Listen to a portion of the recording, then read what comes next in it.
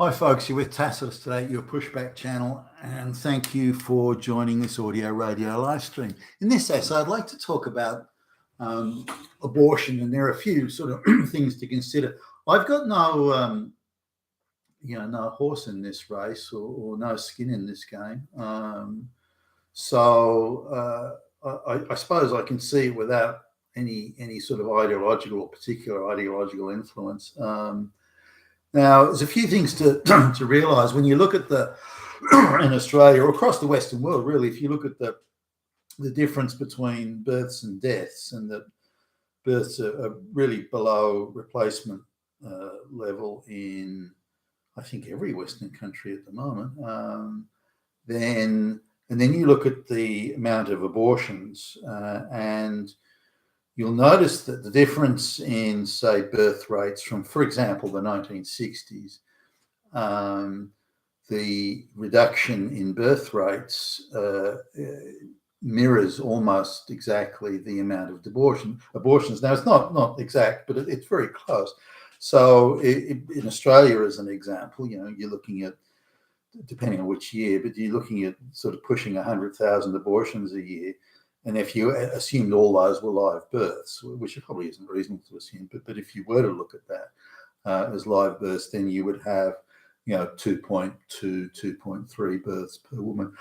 So the difference between population replacement and non-population replacement is more or less the number of abortions. So that's an interesting statistic to sort of consider in the wider scheme of things. Now, my sort of initial thoughts were, when contraception became available, that people would that abortions would disappear because people were taking contraception, and therefore there would be no or hardly any abortions, because there wouldn't be a need to.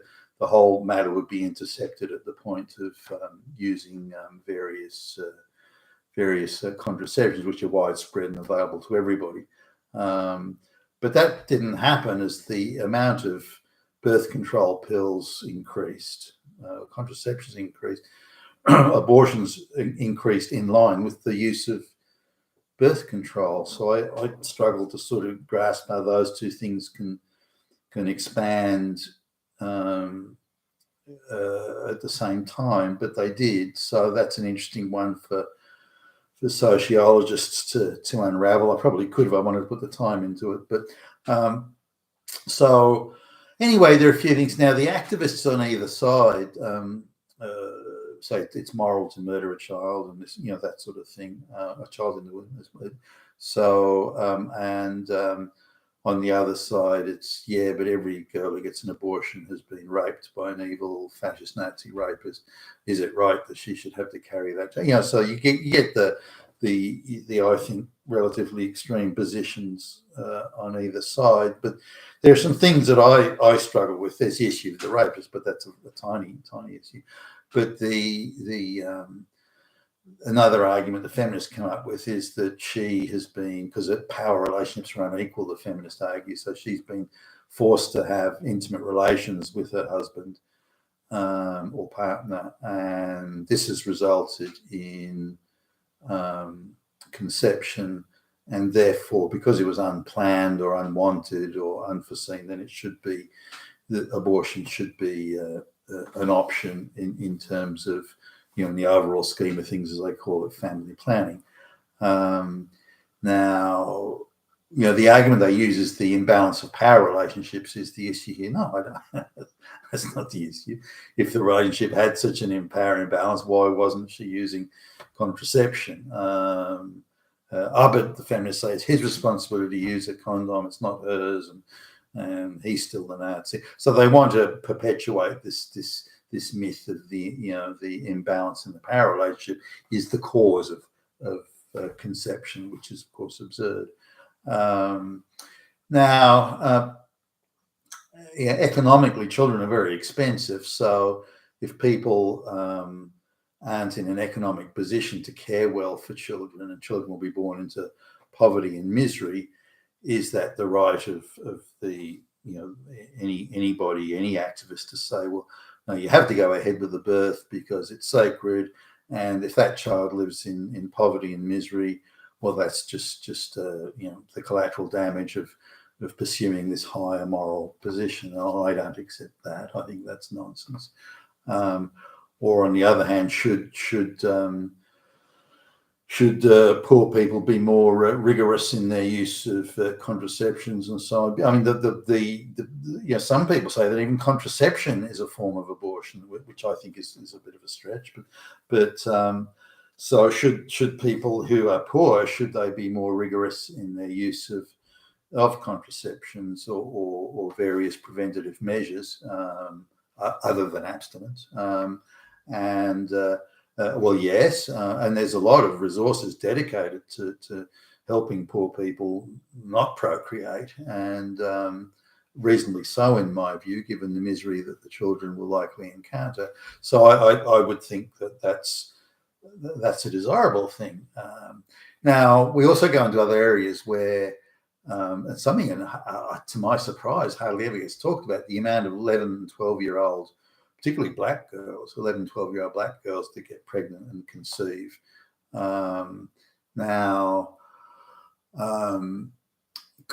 Should abortion apply there? Do you want an 11-year-old girl procreating and bringing a child, having a baby? I say, do you really want that? If birth takes place, should the baby be taken away from the 11-year-old and given to a family that can look after? I mean, what exactly do you do there? What is or isn't the moral issue there? Now, to come down and say it is always wrong to do this, then I don't think that accepts or considers the nuanced nature of that situation. In places like in many parts of Africa, South Africa, the more advanced countries too, South Africa, 11 and 12-year-old girls procreating is not considered unusual. It's not the norm necessarily, but it's not considered unusual. And in those sort of communities, as indeed in the indigenous tribal communities in Australia, as soon as a girl begins menstruating, it's believed that she's able to, well, I suppose technically it's true, but it is able to procreate, and that's been certainly a view that's been tribally held for many thousands of years.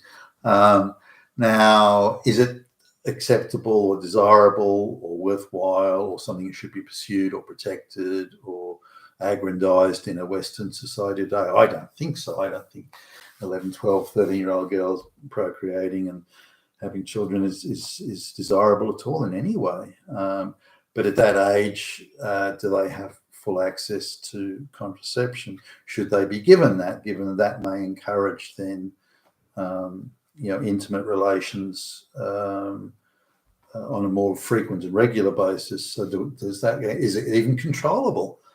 Can it be controlled? If so, how? And what will be the benefit to society and so on? So I think that is a case for abortion. What if the fetus is deformed in some way? Is that a case for abortion? I personally believe it is. That's only my personal view, of course. So I think there are instances where abortion is.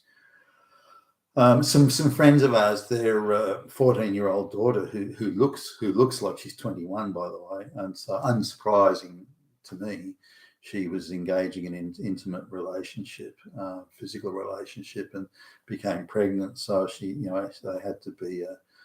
I don't think it was an abortion. I think they caught it quite early, so it's called something else. So anyway, the family was. They say, I'm surprised. They seemed a little surprised that this statuesque, very well developed, quite precocious girl was at 14, was engaging in intimate relations. I wasn't surprised at all. I mean, I probably first saw her when she's 13, and even then I thought she's probably already doing it. Was the thought that crossed my mind. But they, particularly him, but they treated her like she's my little baby, and she would never do anything like that. So they seemed to be shocked, and I wasn't shocked in the slightest when they mentioned it. So do they want? So they paid for an abortion, and again, my opinion was that was the right thing to do. So we're looking at accidental, unplanned pregnancies, and in the case of underage girls, which I think is increasingly an issue, are abortions appropriate there? Well, I saw a left-wing program, very, very leftist program about schoolgirls in areas where there's a lot of government housing, where they don't have parents around, or maybe there's the single mother type situation.